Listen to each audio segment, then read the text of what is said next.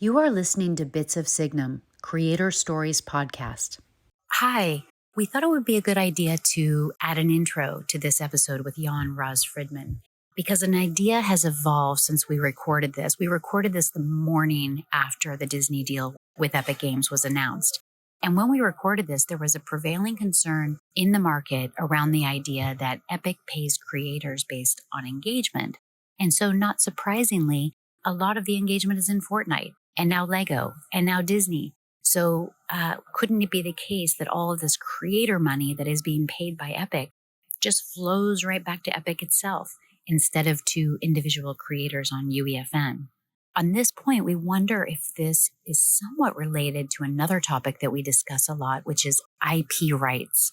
IP rights are often ignored in early periods of experimentation, but we believe that companies that bake IP rights into the technology from the start will have the most longevity over the long term.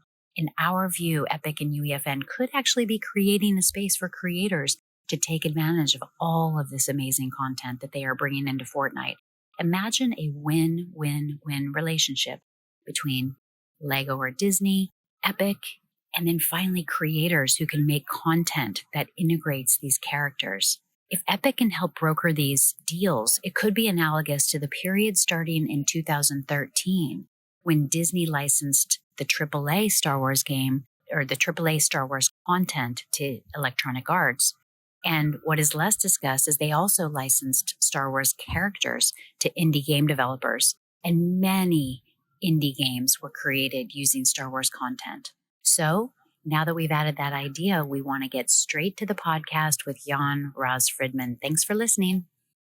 Hello, everyone, and welcome back to Bits of Signum. We're so excited to have Yon Raz-Fridman back on the show. We had him on the show about a year ago, and we have been increasingly focused on this area of user-generated content.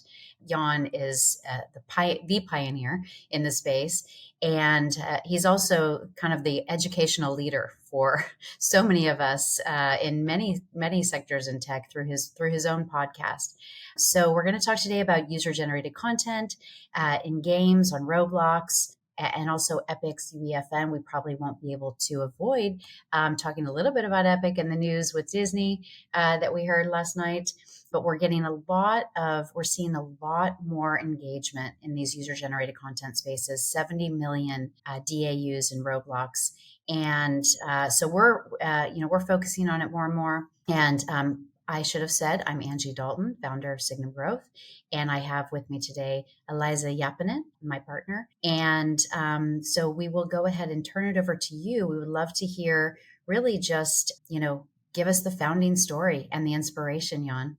Thank you, Angie and Eliza. Great to be back. And likewise, I think over time, you guys have created such a great amount of content, both on the newsletter and the podcast with a lot of great guests, most of whom are, kind of builders in this space. And I'm saying it because continues to be so much skepticism in the wider media, which I think also is based on a good amount of lack of clear understanding of some of the fundamentals of what's happening in these categories. But certainly, either if it's in gaming platforms or UGC or the bargaining space of Web3, which certainly will, be revitalized at some point, I'm sure.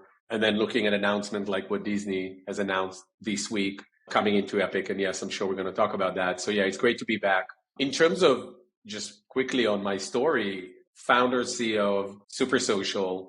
Starting Supersocial almost 4 years ago was really on the back of about 10 years of building all kind of products in tech for young people, for young users, all the way from, 5-year-olds to 25-year-olds, from the computer that kids and young people can build and code themselves to robotics and VR experiences. So I had a front row seat over the past decade, how gaming environment and platforms like Roblox and Minecraft and Fortnite, and going all the way back to Club Penguin and Moshi Monsters, virtual worlds really became, over the past 10, 15 years, not only a place where young people play games, but it became a place where young people create content, hence the UGC component, right? And ultimately it became a place where millions of people have started to socialize, connect, communicate, share experiences online. Again, it's not necessarily something that is net new, because we've seen it with things like Moshi Monsters in the UK in 2008 and 9 and 10. We've seen it with Club Penguin years before, which was acquired by Disney, and then of course, RIP. And so it's not like, oh my God, we've never seen it before. But I think what happened over the last 10 years was really the perfect storm. The explosion of very advanced technologies in game engines, the ability to democratize those capabilities and give them as UGC environments to users of all ages on platforms like Roblox and Minecraft, and then Fortnite Creative, and kind of the democratizing the tools of creativity and giving them and unleashing a new wave of creativity in 3D. And then, no surprise, when you create so much content and you give people an opportunity to come and share and socialize and play, it will lead to these enormous platforms and successes that I believe, as big as they are, and we also just saw yesterday Roblox's earnings, we're still at the very, very, very early stage. And so while I've been building in consumer tech, I come from liberal arts. And so for me, it's always looking at the human behavior. So when we started Supersocial, it was the beginning of COVID. And the human behavior that I've noticed that I felt is about to explode was exactly what I just described. That millions and billions of people around the world are going to look at 3D platforms, 3D environments, not simply as a place to play, quote unquote, video games, but as a place to connect, communicate, shop very soon, and express themselves through their 3D avatar and identity. So that led me to start Supersocial, which over the last few years, it really built into the premier developer and publisher of, boundary pushing virtual worlds that are also authentic and meaningful to these metaverse communities. Initially and primarily focused on the Roblox platform, building our own original IP, and also working in partnership in building experiences for some of the world's greatest brands like Walmart and Gucci and Universal Music Group and Warner Brothers and Elf Cosmetics and NARS Cosmetics and so on and so forth. And doing so with a new creative generation. About 2/3 of our employee base are people who grew up on these platforms. So I'm incredibly proud of what we've done in a very short time. And I'm more bullish than ever before that what we think of as the 3D internet is really at the very beginning. I love the concept of the 3D internet. I think that you coined that term, and I'm hearing it more and more lately, but it definitely resonates, I think, and helps to explain this area, which is, I would say, misunderstood by a lot of people because it's mainly kids, our kids, my kid, Eliza's kid, who are in there playing. So they're the early adopters. Yeah, the early adopters. And also what we always say is this is different because my daughter would never describe herself as a gamer. She is in Roblox all the time, but she doesn't describe herself as a gamer. And that is, I think, a really interesting behavior shift that we haven't seen until now. Because if you think about it, I remember visiting my brother in London where he studied when I was 15. So that's 25 years ago. Okay. So 25 years ago, it was thank you. It was 1999, right? So it was 1999. I remember playing games, but I remember mostly what I've done is chatting with my friends on ICQ. ICQ was essentially not only the first instant messenger that became popular with young people, but it also, in a way, became the first social network, right? So the modalities of behaviors have been there all along. I think what's happening now, and why what your daughter told you is so fundamental, and why she doesn't think of herself as a gamer is so fundamental, because this is no longer about games per se. The gaming core, hardcore communities of hardcore gamers are always going to be around. There always will be players who go and build tribes of players and play World of Warcraft or League of Legends. Like, these hardcore things are not going to go. And there will be more incredible games built for those core gaming communities. What we're seeing now is that games become almost like a gateway into a much broader social experience that also happened in the past, but now it just happens at a much, much larger scale. Roblox just announced 71.5 million daily active users. They're not announcing their monthly, but I think it's safe to say that it's probably in the 300 to 350 million monthly. That's hundreds of million, right? So you have hundreds of millions of people who come to this platform every month. So there's obviously something happening that is really different. And I think a lot of people are still trying to clearly define and delineate between all of those different things. Wait, is it gaming or is it social platform with gaming? And the reality, it doesn't really matter how you call it. What really people should focus on is why are users there and what do they do? And then what are the opportunities and what type of content you can create if you're a brand, a studio, a tech company, and so on and so forth. And then obviously the bigger question is going to be like, is it just going to be these closed platforms, or we're going to have a much more wider open 3D internet that is interoperable just like the internet is today, right? When you go to Facebook, it's a closed social network, but when you click on a link, you can get out of Facebook. You go to the internet, to the World Wide Web. On Roblox today, you can't do that. You can't click on anything. On Fortnite, you can't click on anything. So the key question is going to be over the next 5 to 10 years, are we going to see a much wider, open, connected 3D internet, or we're going to live in a 2D World Wide Web with gateways into isolated 3D platforms like Roblox, like Fortnite, like Zepeto, like Minecraft, and so on and so forth. Mm-hmm. Yeah, one of the ways we describe Roblox is the mall. It's the Yeah, I new was mall. gonna say we've been Yeah, using that term a lot lately. And it feels so true because of how we reflect on our behaviors as youth and then watching our children interact. yeah. It's true, and I think about the idea of Roblox and the platform they've created, and I think a lot of people who don't play Roblox, which is pretty much most people I know who are adults, they think of it as a game, but it's so much more than that. And you have done a really, really incredible job of pulling in many different aspects of media and retail and brand. And so it would be interesting to hear your perspective in terms of how that's developed over time and, kind of how you think that is going so far for Roblox. And maybe anything we learned last night as well from your perspective would be great. Yeah, I mean, this is such a great question. And, I think, and I don't think this is actually just a Roblox question, right? I think Roblox is obviously the largest player in the sandbox, right? You have a few platforms. Roblox is by far the most advanced in terms of infrastructure, technical capabilities, developer tools, size of community of users, and so on and so forth. But as big as it is, it also still incredibly small when you compare to what Facebook has become, right? And by the way, as a side note, what you said is so interesting, but we've been there before. Do you remember when Facebook became a sensation? No one above age 25 knew what on earth is going on. Right. No one. Now my mother is 70 years old. She's a power user of Facebook. Mine too. Not just like a power user, right? So that's why I like to say I have more in common with my mom from an internet behavior standpoint than with your daughter, probably, Angie.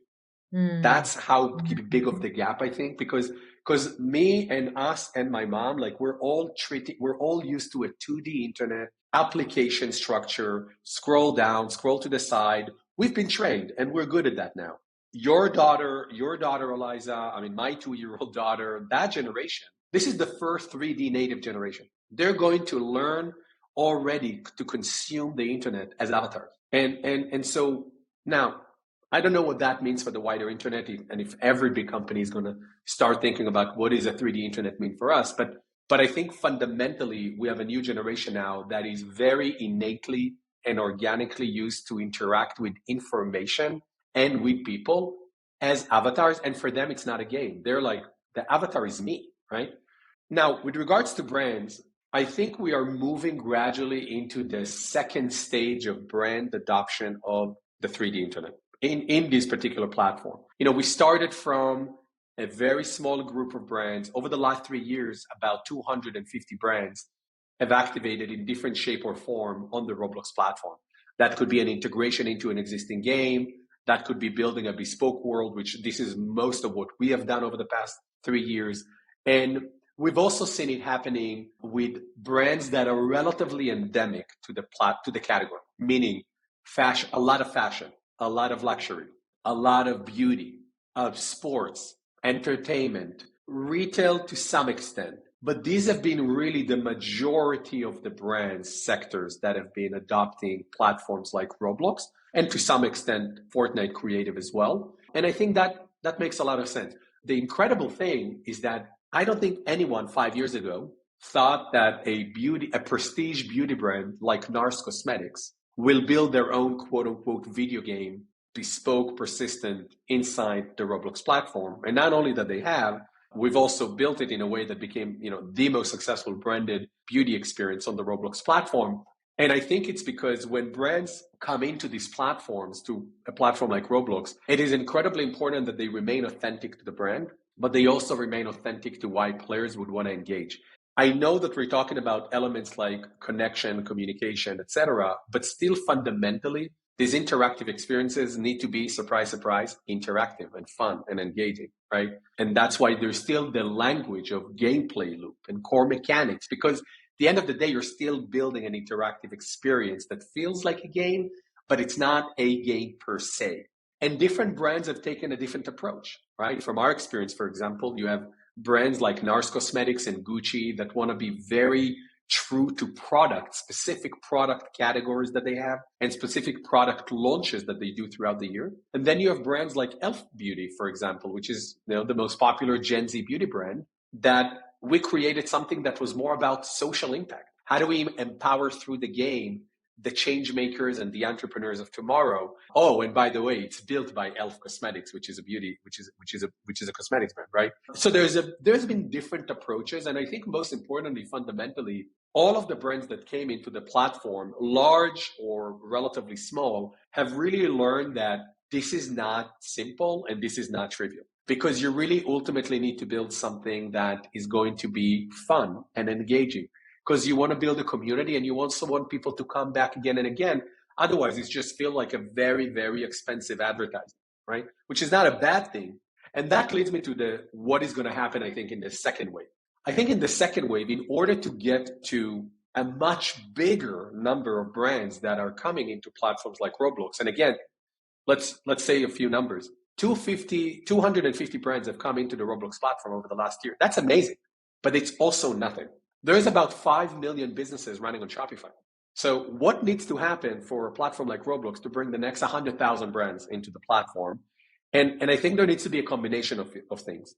First of all, the platform needs to be a place where brands like the largest enterprises in the world are willing and able to spend not just 1 million, but 5 million and $10 million in advertising and marketing spend every year. The only way to do that is with continuous growth and scale of the platform, more users, more content, right? Roblox need to get to a place of 80, 90, 100 million daily active users. So the impression base is going to be much, much, much bigger. That's the first thing that needs to happen. The second thing that needs to happen is much more sophisticated ability to measure success with these brands.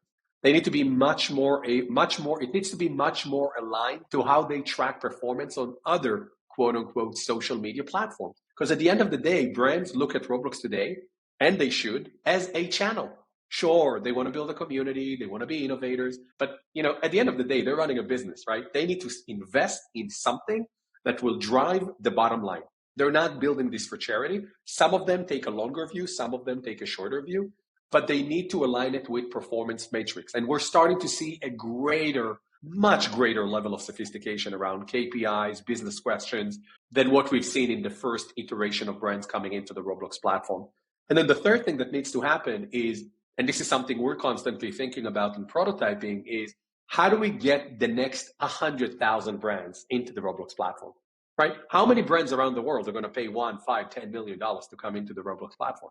Very few. It's a small number of brands. I don't know, dozens, hundreds. That's still nothing in comparison to the amount of brands. Because I believe that in the 3D internet, and Roblox in a way is a large-scale prototype of the future of the internet, every brand should have presence at a 3D environment. And Roblox is a great place to start. But it needs to make economic sense. And you have way more brands around the world that are able to invest $100,000 in something like that than $10 million, right? It's just common sense. So the third piece is going to be, how do we bring the next 100,000 brands into the Roblox platform? This is something that we are incredibly excited about solving as a challenge at Supersocial. And I think it's going to be incredibly important for the wider category to see what is happening. So I'm going to pause there because it's very much about Roblox, but I do think it relates to Fortnite Creative as well and what we're seeing with Lego and Disney, which I'm sure we're going to talk about. Yep. So we're going to get to that, but I just want to ask a follow-up on the points you just made around brands. From a brand perspective, I understand it. As someone who has a long history in traditional gaming, and as a student of behavior in gaming, gamers typically hate advertising, so I've had this mental hurdle in my head about, these brands are going to come in and maybe they're going to create some space, but is it going to be fun? Is it going to be engaging? And is it going to be something that that really sticks? So how do you describe, but then again, I see my, 12-year-old and Eliza's 13-year-old, and their behavior is very different in terms of the way they purchase things. And they've almost been trained by TikTok, I guess, to be more transactional maybe than the last generation, but I'm just trying to figure out if this is going to stick with players. And Eliza, can you give your lens, because you have a very unique lens that I think is important for people to hear? Oh, yes. I mean, when we talk about these things, like about our kids and stuff like that, I'm deeply entrenched in youth culture. And I have been, for ages. As a virtual pop star, where my main demographic is the fickle 15 to 25-year-olds, a lot of aspects to what I've done has to do about understanding and communicating with that community. And for me, my work blew up on TikTok, and it's very interesting to see as these trends shift.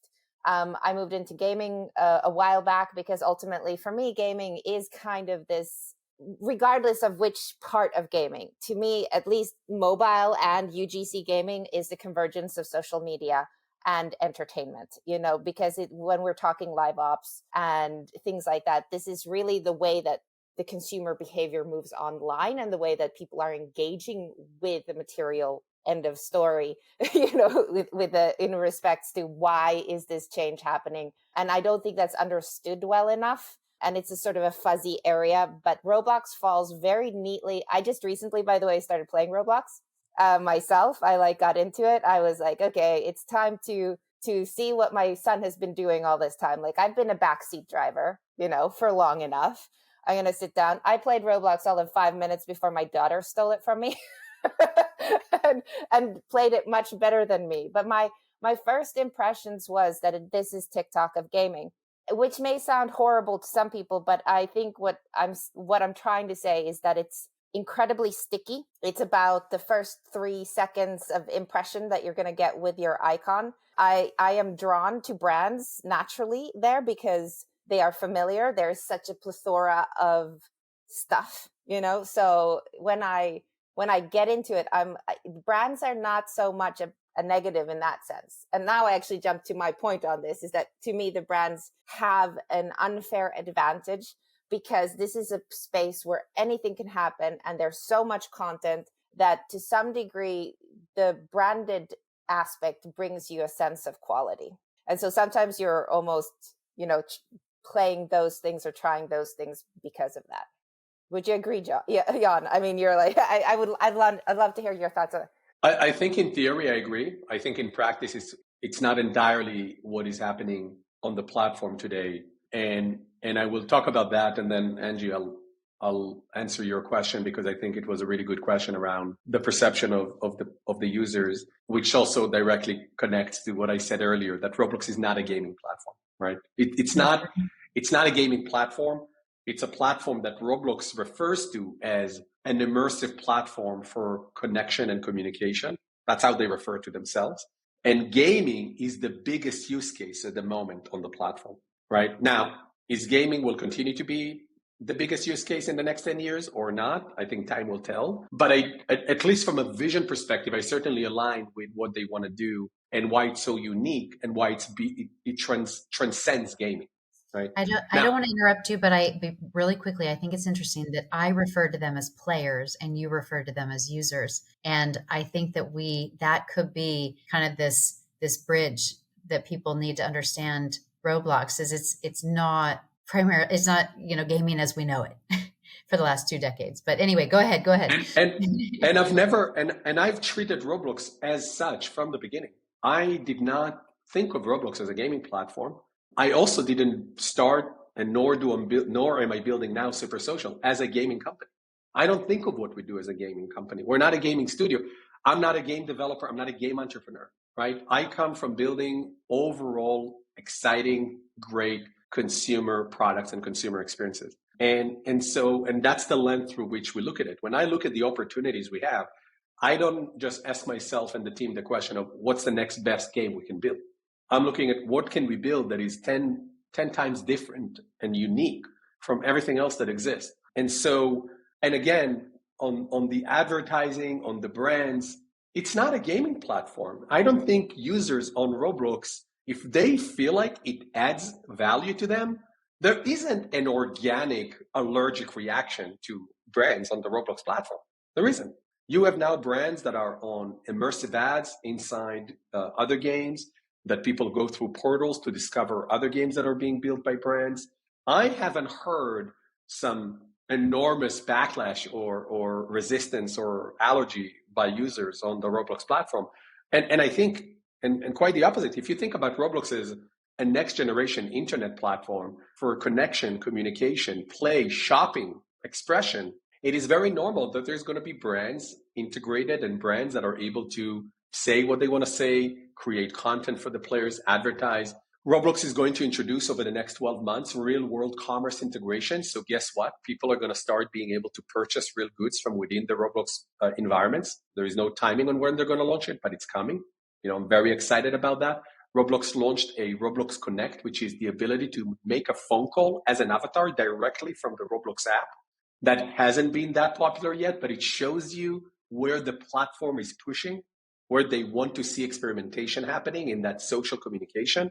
Dave Baszucki talks about it a lot in private, in public, and also this week in their earnings report. And so there's a lot going on there. And quite the opposite. I think the best brands that will win on the platform are the ones that are doing things that are unique and exciting and authentic to the users, not just let's come and sell our shop and sell our goods and so on and so forth. And that uniqueness is really, really tricky to build. It's not easy. That leads me to your point, Eliza. Yes, you would assume that as a brand, you would automatically get great exposure that is organic on the platform. That's not the case. If you're a brand that created something unique, but the audience doesn't really know you, like what's happening now with Max Mara and Burberry, who both launched an experience in the same week. These are world-class brands. The community on Roblox doesn't know these brands. How many kids know Max Mara? I mean, for me, the things that stood out was Squishmallows, because I knew that was like a clear, Squishmallows in that audience. But yeah. I want to talk about the difference between brands and IP also in a second, because I think that's an important delineation as well. And we've seen it with the products we've been building. But the reality is that if you're a brand, even if you're a brand that is known to the community, you still need to invest in user acquisition.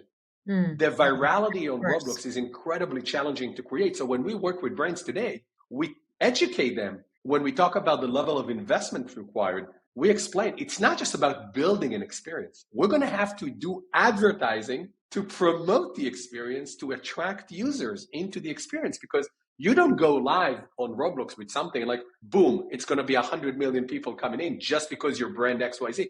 And by the way, again, I'm using this Max Mara and Burberry example. Whoever built the experience, it looks great. It looks really, really, really beautiful. But nobody's there. Barely anyone is playing. Exactly. And I don't think it's because these are bad experiences. I just think there is a fundamental challenge on the Roblox platform today in general when it comes to discoverability. They have an algorithm that works incredibly well and effectively for the things that already work well. For more Adopt Me, more Blade Ball, more Blocks Fruits, more, right? The top games have been very sticky, right? The top games on Roblox have garnered. And the algorithm reinforces that stickiness because of the way it works. So one of the messages I've had to people at Roblox constantly is, in order to become a platform that can age up, that can retain these elder demographics, that can enable new content, next generation content to be built and thrive, and for it to all make economic sense to brands and IP owners, there has to be something different about the discoverability, because people just can't discover those things, right? People don't go to Roblox. 70 million people daily don't go to the Roblox search bar and write Max Mara, Burberry, they don't. Like kids don't think like that. It's like they don't even know these brands, right? Yeah. Now, I do want to say something about the difference between brands and IP. There is a huge difference between brands, consumer brands, and I talk Gucci, NARS, whatever the consumer brand is, and between IP, Elf the movie, Squishmallows, and any other IP that has launched on Sonic, et cetera, et cetera. And the difference is that IP is typically either gaming IP or movie IP, and there is much more innate connection between using that IP to create an interactive experience. Number one. Number two, the users know these brands. They know Sonic, right? They know Elf the movie. They know Squishmallows the toy, right? So there's already an increased familiarity with the IP. The other thing that is very different, brands that come into the platform, their number one objective is not to make money. It's not to build a business asset. It's about promotion, awareness, reach. They want impressions. That's what they do. It's marketing. Most of the IP that comes into the platform, it's about monetization. They want to build a business asset. They want to monetize their IP. Completely different business objective, different strategy, different product. These are very different things. So we today have a very clear understanding after a few years already that there is a huge difference in the strategy to deliver on what a brand wants and what an IP owner would want. And the business model is also different. We work differently with these partners. And that's just starting to kind of really, really, really be much clearer on, okay, what are the business objectives for a brand? What are the business objectives for IP? How do we work with them? How do we make sure there is success? What's the commercial partnership model? And so on and so forth. And I think those differences will continue to be even clearer in the next couple of years. Mm-hmm. I mean, we forget that Roblox has been around for 17 years and they've been iterating and changing and adapting. And it's super interesting to hear that distinction that I haven't heard before. Can we shift gears to UEFN, to Fortnite? Because they pay on engagement, and that's what they say, And one of the big criticisms of these platforms has been that it's the payout to creators is incredibly nebulous. No one really knows. And what Epic says is build engaging experiences and focus on engagement, and you'll be rewarded, creators. How, in the context of brands versus IP, how are we seeing engagement playing out, do you think? What stage are we in UEFN? And then what is Supersocial's approach to UEFN? Great questions. First, I want to say Roblox pays for engagement too. Mm-hmm. Roblox has an engagement payout, which doesn't come from all users. Roblox gives every game a piece of revenue from the premium users in your game. Premium users are users who has a Roblox subscription, a monthly subscription that they pay Roblox for Roblox currency every month. For example, I have a $5 subscription every month. I get X amount of Robux, the platform currency, every month. When I go to a game and play, the developer of the game will get, the more engaged I am, the developer of the game will get a growing piece of the money I give Roblox every month.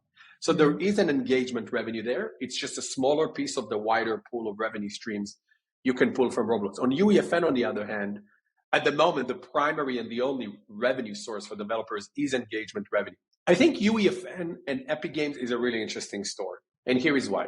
First and foremost, Epic Games is a radically different company than Roblox. Roblox is a pure play virtual world platform. They don't do anything else. They don't sell their game engine to someone else.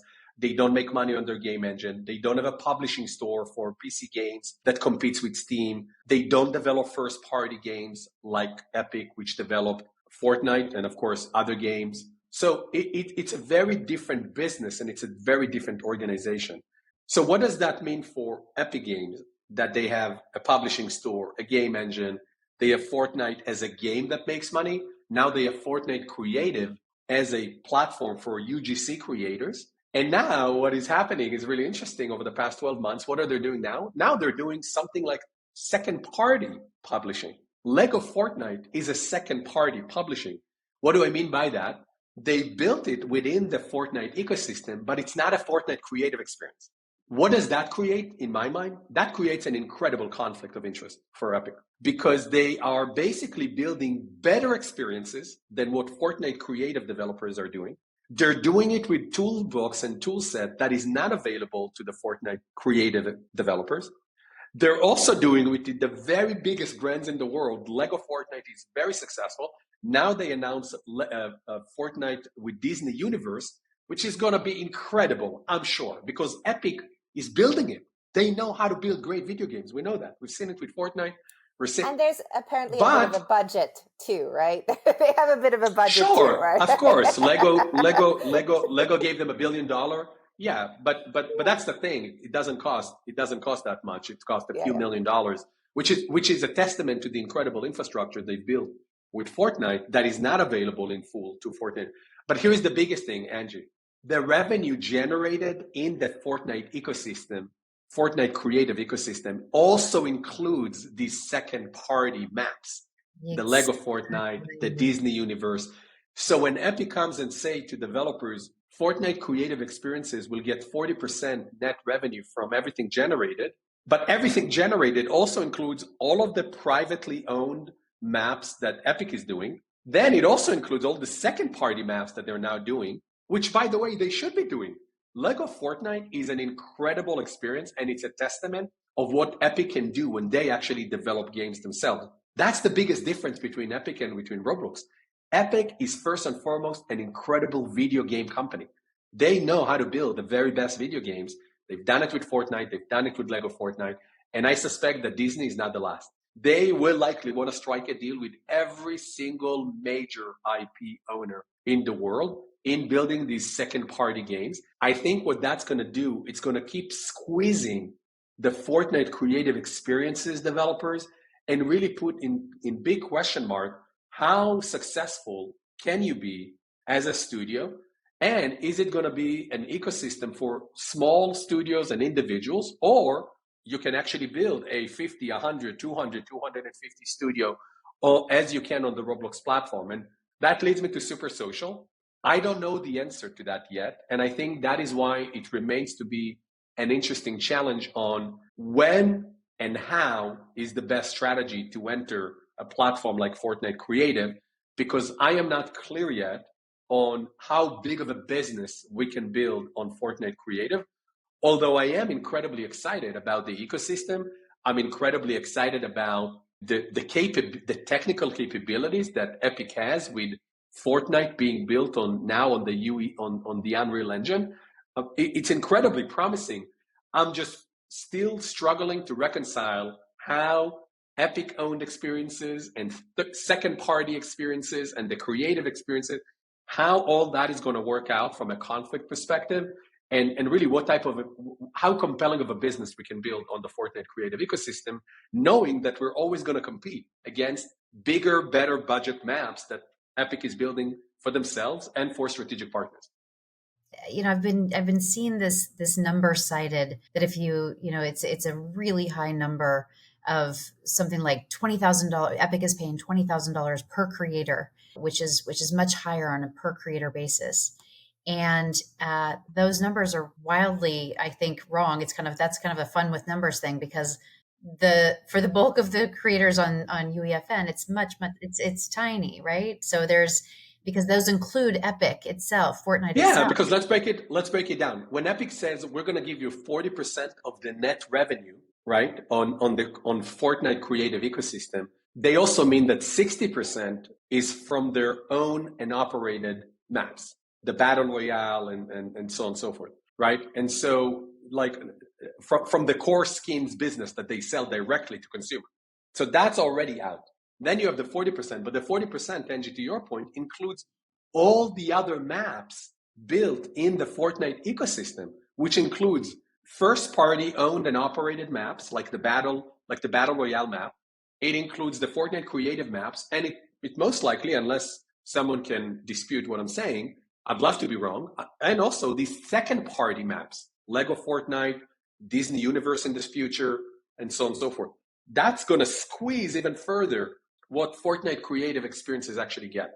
And another thing, Angie, which I think is really important, if you have a very large organization that is building a second-party IP with Lego, with Disney, and they have access to tools that Fortnite creative experiences don't have, I mean, what's the purpose?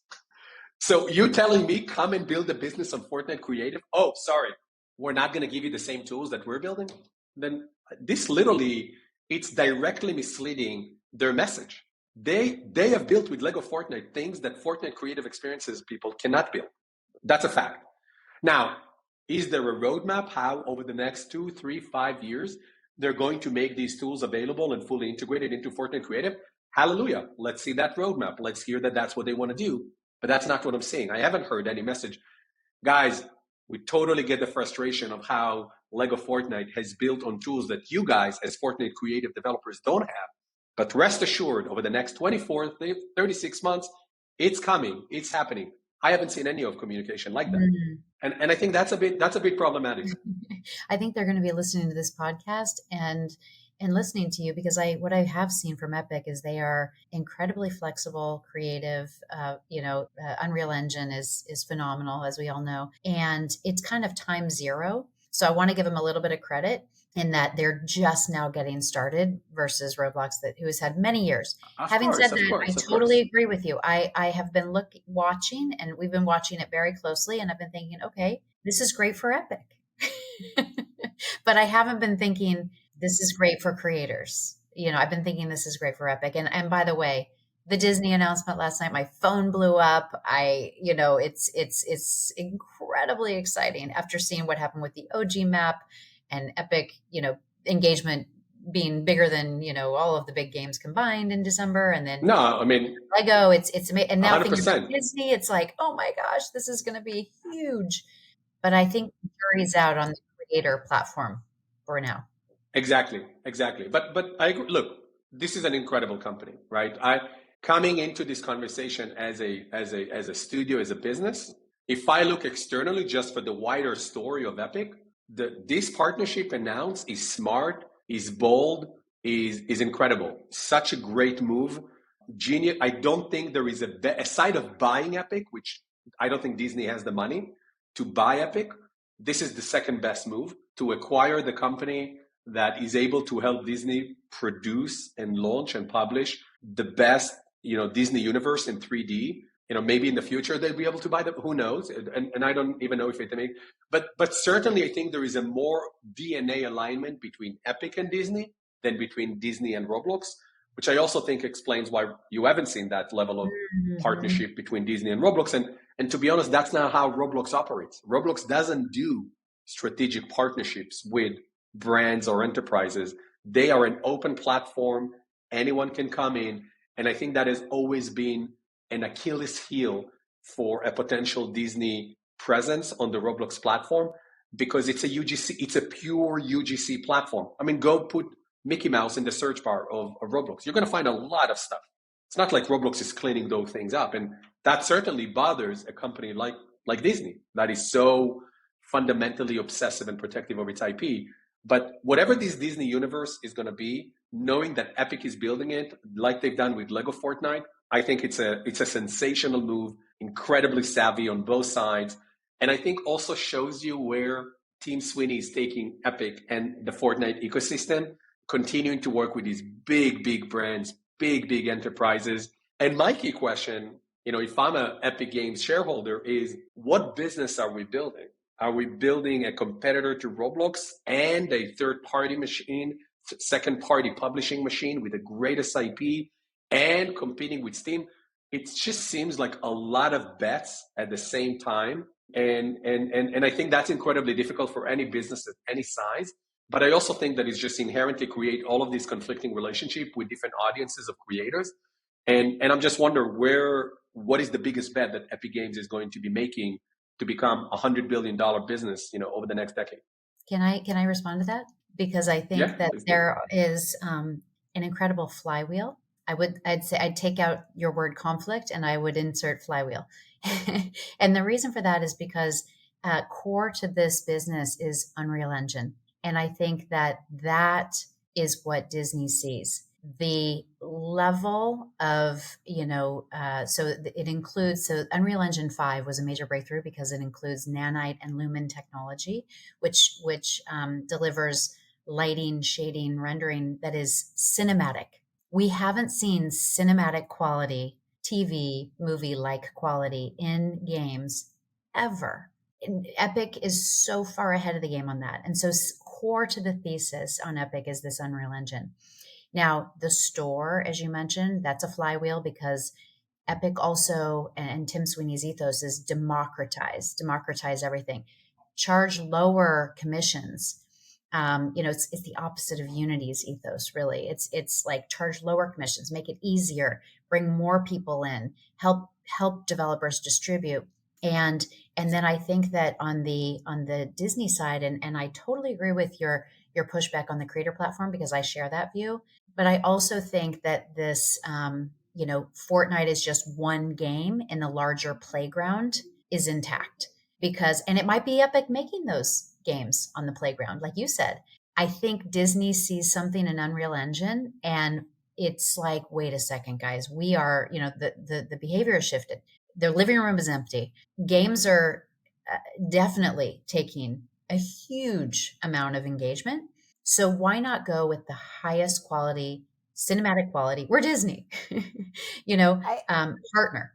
I actually completely agree with, I mean, that's sort of my take too, because being in like at the heart of transmedia thinking, that's kind of my whole, like my big passion place is transmedia. And looking at Roblox, looking at Fortnite creative, it was very interesting. I sat down with my developer. We started working on, testing out stuff on Roblox. And he was like, this is like programming on an Etch-a-Sketch, just in like, it won't even give me an error if I've done a typo, and then you've got Fortnite where people are saying, where studios are saying that they have one developer and they can push out a game in 2 months, right?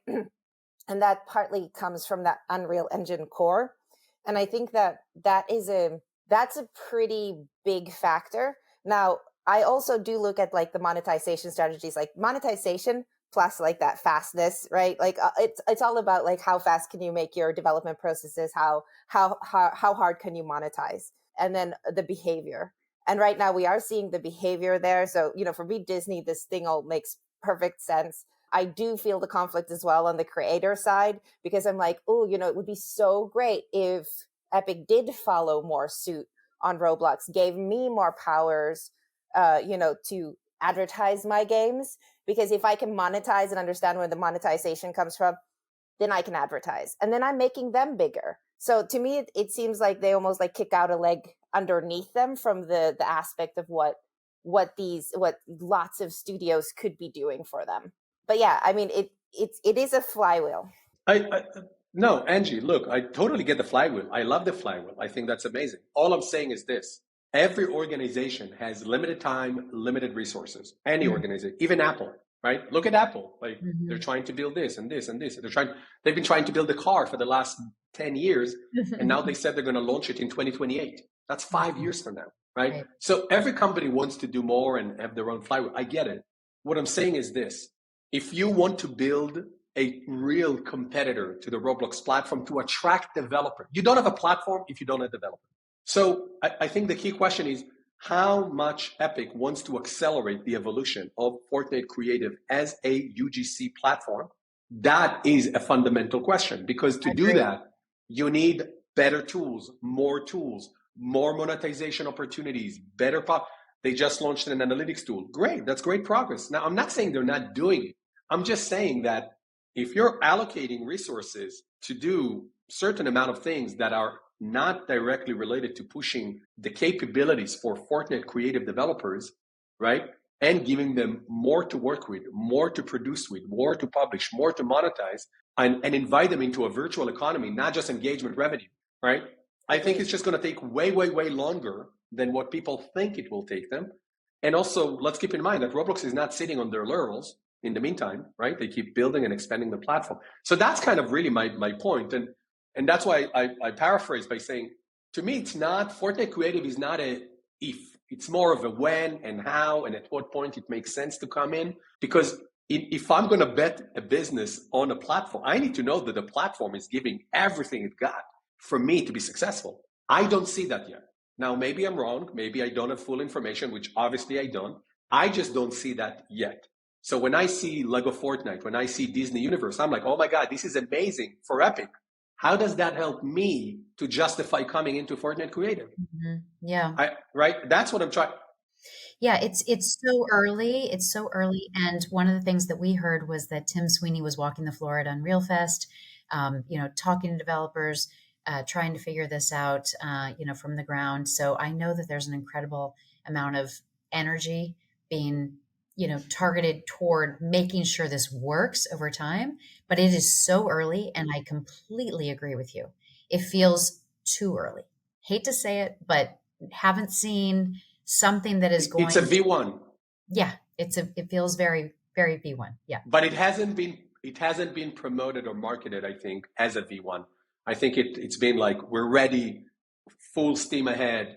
We're ready, like, right. I even heard people saying, oh, UEFN is a killer, is a Roblox killer. It's not a Roblox killer.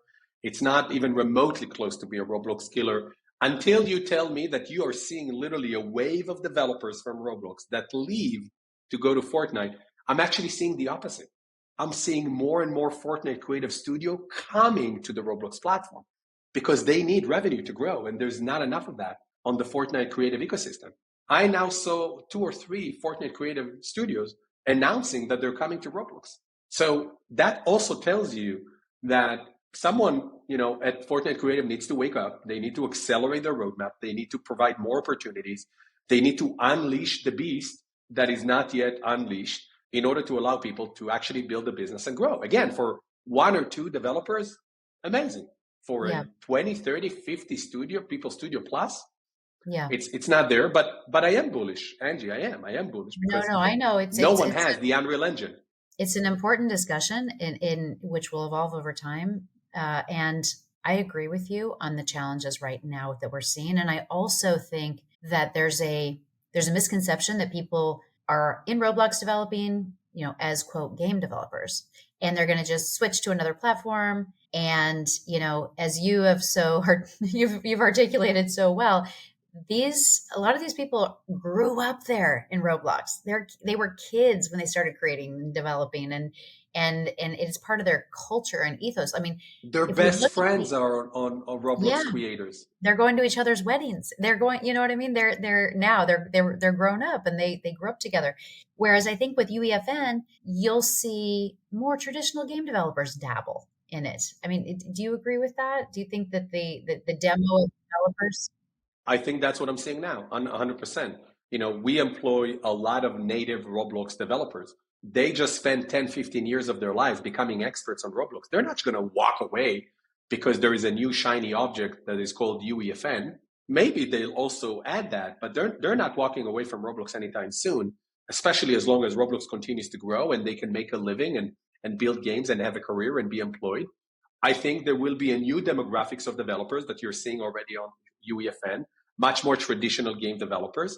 I'm curious to see if that will continue to grow and if there's going to be what is that native UEFN developer ecosystem looks like in the next 5 to 10 years. I think that's going to be a big, big, big question mark for Epic on how they, build that and nurture that developer community.